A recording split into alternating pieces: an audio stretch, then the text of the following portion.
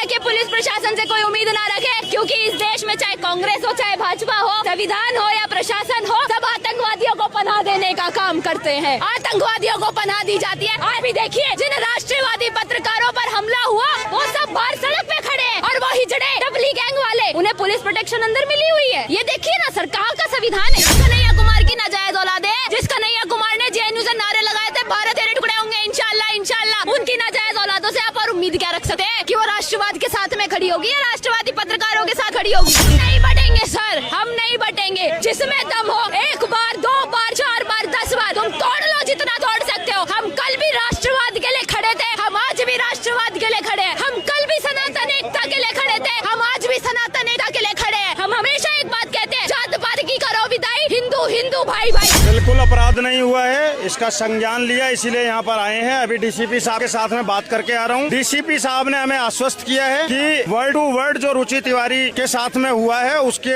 अनुसार जांच होगी, केस होगा, एफआईआर होगा और लोगों के ऊपर पे एक्शन होगा। और अगर एक्शन फिर भी नहीं लिया जाता, हम डीसीपी साहब की बातों पे भरोसा करके इस बात को वो कर रहे हैं कि हाँ होना चाहिए, और अगर उसके बाद नहीं हो रहा है तो उसके बाद में हम अपना एक्शन लेंगे। एक्चुअली इसका रूट कॉज मैं बताता हूँ क्या है। मिडिल ईस्ट में और यूएस में जैसे ट्रेंड बन गया था कि यहूदियों को गाली दो, यहूदियों को मारो, ऐसा हिंदुस्तान में आज भी ट्रेंड बन गया है कि आपको कुछ नहीं मिलता, आप सीधे सीधे ब्राह्मणों को ब्लेम कर दो। बड़ा ही सॉफ्ट टारगेट बन चुका है कि आप इजीली ब्राह्मणों को ब्लेम कर दो। सेम ऐसा ही ज्यूज के साथ होता था मिडिल ईस्ट में, सेम ऐसे उनके साथ यूएस में ट्रेंड बना हुआ था। क्यों बना हुआ है? क्यों? ब्राह्मण एक ऐसी जात है, अगर आप पूरी हिस्ट्री निकाल के देखोगे तो सर्व समाज के लिए काम किया है हमेशा, कभी कोई पर्सनल बेनिफिट के लिए काम नहीं किया ब्राह्मणों ने। और ये बहुत इजी टारगेट बन जाता है क्योंकि पता है कि ब्राह्मण ये ना तो कुछ करेंगे, ना कुछ ऐसा आक्रोशपूर्ण रिटेलिएशन करेंगे या कुछ करेंगे।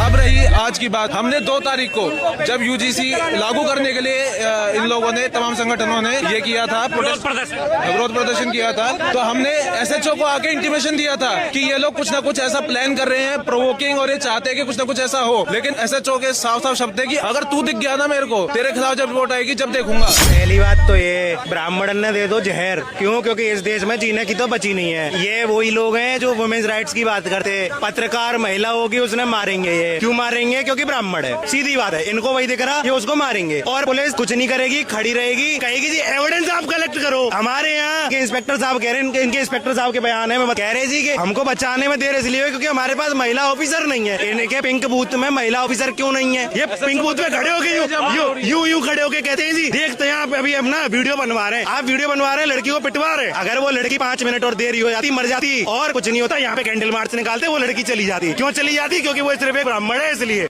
क्यों ऐसा है आज के समय में? ये ढपली गैंग अपनी लगातार समय पर अपनी तुच्छ की मानसिकता